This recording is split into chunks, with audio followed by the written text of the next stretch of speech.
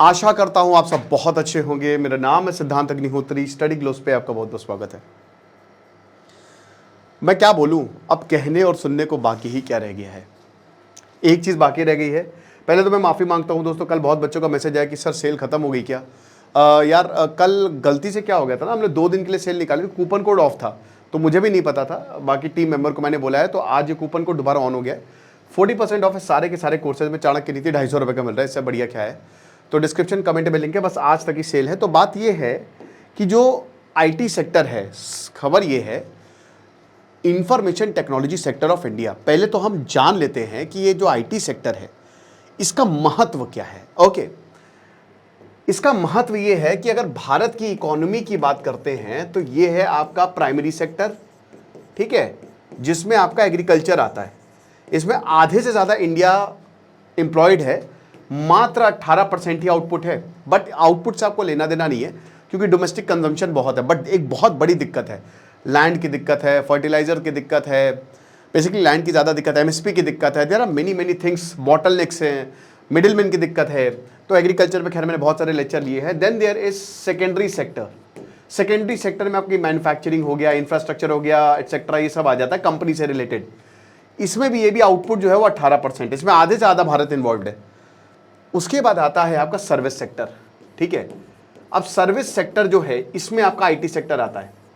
मात्र 28 से 30 लाख भारतीय इन्वॉल्व हैं, 64% आउटपुट है। 64 जीडीपी को कंधे पे उठाए ये। अब डोनाल्ड ट्रंप की एड लॉरा लूमर कहती हैं कि इस पे लगा दो टैरिफ। 245 बिलियन डॉलर,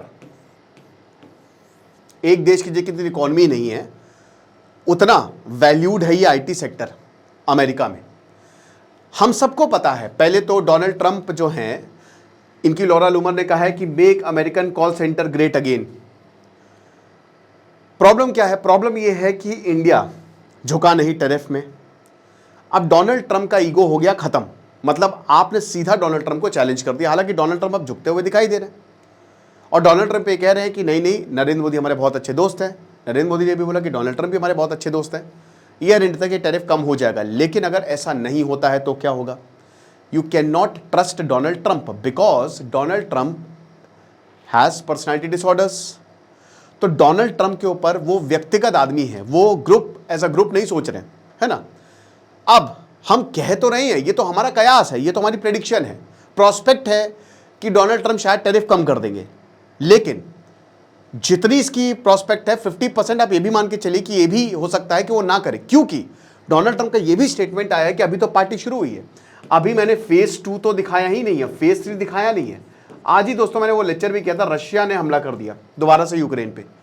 अब सीधा सीधा इंडिया को ब्लेम किया जाता है कि तुम्हारी वजह से रशिया ने यूक्रेन पर हमला किया और तुम और तेल खरीदो।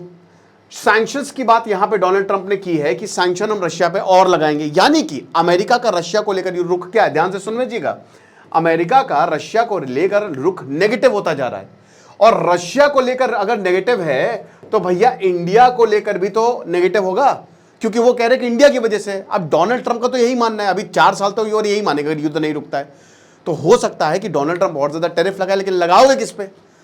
90 बिलियन डॉलर में से 60 बिलियन डॉलर के प्रोडक्ट पे तुमने टैरिफ लगा दिया है, 30 बिलियन डॉलर को छोड़ दिया क्योंकि वो तुम्हारे लिए बहुत ज्यादा जरूरी है।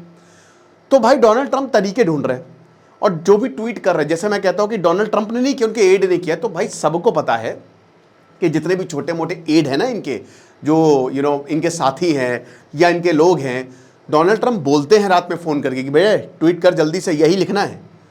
तो ये जितने भी लोग ट्वीट कर रहे हैं सब डोनाल्ड ट्रंप के इशारों पे कर रहे हैं, वो डायरेक्टली इसमें फंसना नहीं चाहते। बट आईटी सेक्टर अब आ गया है लैमलाइट में, क्योंकि ऐसा कहा जा रहा है कि भारत का जो आईटी सेक्टर है, जो 60% भैया मेरे, समझ रहे हो ना, कि आप ये मान के चलिए कि अमेरिका की इकोनॉमी का मतलब जो जितनी भारतीय कंपनियों में 60% सीधा आईटी सेक्टर अमेरिका से लेता है, ठीक है, जितना भी भारत एक्सपोर्ट करता है। अब बहुत सारी कंपनीज है इसमें। अगर डोनाल्ड ट्रंप ने इस पर टैरिफ लगाया तो गाज किस पे गिरेगी? ये आज हम 4th इंडस्ट्रियल रेवोल्यूशन में हैं। ये माना कि आज एआई का जमाना है तो बहुत सारे वर्क ऑटोमेट हो गए हैं। अमेरिका में रिसेशन हो रहा है और रिसेशन जब भी होता है तो आईटी सेक्टर पे गाज गिरती है, ठीक है। माइक्रोसॉफ्ट से लेकर गूगल ने, सबने ले ऑफ किए, मेटा ने ले ऑफ किए, बहुत लोगों को निकाला है। लेकिन हमको ये नहीं भूलना चाहिए कि इस टेक ज़माने में भारत के आईटी सेक्टर की ज़रूरत पड़ेगी, क्योंकि भारत है ग्लोबल कैपेबिलिटी सेंटर, जीसीसी। पूरी दुनिया में भारत का डंका बजा है।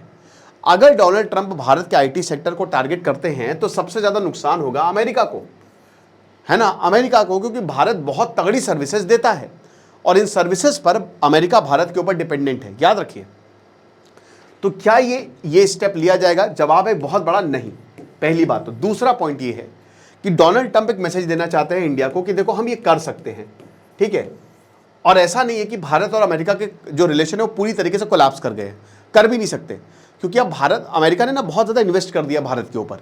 तो अब वो there is no looking back. वो कहते हैं ना कि जब आप बहुत ज़्यादा किसी प्रेमिका के ऊपर या प्रेमी के ऊपर इन्वेस्ट करते हो तो फिर बोलते हो कि यार अब छोड़ो, कौन दोबारा से मेहनत करे, सब कुछ बना बनाया है, तो अब हम ब्रेकअप तो नहीं कर सकते। तो कुछ ऐसा ही रिलेशन है इंडिया और अमेरिका का कि अब ब्रेकअप नहीं हो सकता है, ठीक है। और डोनाल्ड ट्रंप एक पॉलिटिकल मैसेज भी देना चाहते हैं अपने घर को भी कि देखो तुम, क्योंकि अब देखिए डोनाल्ड ट्रंप को हर कोई गरी आ रहा है कि तुमने क्या किया, तुमने क्या उखाड़ लिया। इंडिया तुम्हारे आंख में आंख डाल के खड़ा है, ब्राजील आंख में आंख डाल के खड़ा है, तो तुम कर क्या रहे हो? तो डोनाल्ड ट्रंप की पॉलिटिकल मैसेजिंग है, क्योंकि अगले साल मिड टर्म इलेक्शन होने वाले और हार जाएंगे डोनाल्ड ट्रंप, ये मान के चलिए आप, एक कतई नहीं आने वाले। एक बार गलती कर दी दोबारा नहीं होगी, ओके। और दूसरी चीज है कि इंडिया को भी मैसेज दे रहे हैं कि देखो तुम्हारा आईटी सेक्टर भी हमारे रेडार पे है, ताकि इंडिया के ऊपर प्रेशर बनाया जा सके। लेकिन भारत के पास सबसे ज़बरदस्त चीज़ क्या है? भारत, मैंने बताया ना कि जो टेक्निकल चीज़ें हैं हर कोई अमेरिका की तरह डेवलप नहीं है, वास्ट स्कोप है। भारत ये जो सर्विसेज है ना ये पूरी दुनिया में दे रहा है, और भी मार्केट हैं जो इंडिया से डील करने के लिए तैयार हैं। और सबसे मैंने क्या बताया कि आप कभी हॉलीवुड मूवीज़ में क्रेडिट्स देखिएगा, उसमें आपको इतने इंडियंस के नाम मिलेंगे ना, मतलब एक तरीके से अगर टेक्निकलिटी की बात करते हैं तो इंडिया का दबदबा है, अमेरिका में भी दबदबा है। तो इसलिए ये बहुत बड़ा नहीं। और अगर ऐसा होता है, मान लीजिए कि अगर डोनाल्ड ट्रंप आईटी सेक्टर पे टैरिफ लगा देते हैं, तो फिर इंडिया बहुत बड़े बड़े कदम ले सकता है। हमारे पास भी बहुत सारे ऑप्शंस हैं। फिर यहाँ पे रिलेशनशिप कोलैप्स करना शुरू कर देंगे, फिर यहाँ पे बहुत बड़ी दिक्कतें हो जाएंगी। अब देखिए जो इनके एड हैं वो सब एक्स्ट्रा राइटेस्ट है, ठीक है ना, कि मतलब जो कहते हैं ना कि एकदम, अब क्या है कि देखिए H1B वीज़ा है ना, बाकी जो वीज़ा रूल्स है स्टूडेंट्स के लिए वो डोनाल्ड ट्रंप टाइट करने वाले हैं। प्रपोजल है, अभी खाली ये कहा जा रहा है, तो ये और टाइट होंगे।